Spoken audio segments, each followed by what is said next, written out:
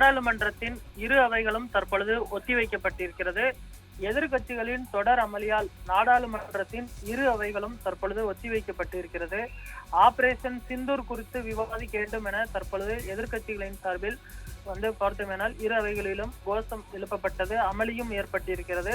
வாக்காளர் பட்டியலில் திருத்தம் உள்ளிட்ட பல்வேறு விவகாரங்கள் குறித்தும் விவாதிக்க கோரி எதிர்கட்சிகளின் சார்பில் தற்பொழுது அமளியில் ஈடுபட்டிருக்கிறார்கள்.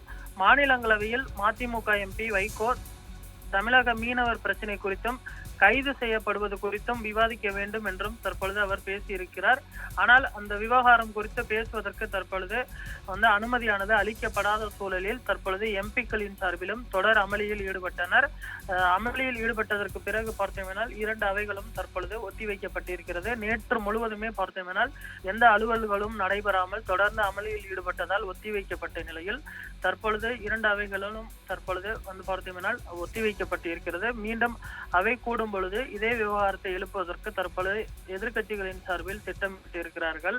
அவர்கள் பார்த்தோமேனால் நேற்று போராட்டமும் நடத்தியது குறிப்பிடத்தக்கது. குறிப்பாக திமுக கட்சிகளின் சார்பிலும் மற்ற எதிர்கட்சி எம்பிகளின் சார்பிலும் போராட்டம் நடத்திய நிலையில் தற்பொழுது இரண்டு அவைகளிலும் இதே பிரச்சனைகளை தற்பொழுது எழுப்பியிருப்பதும் குறிப்பிடத்தக்கது.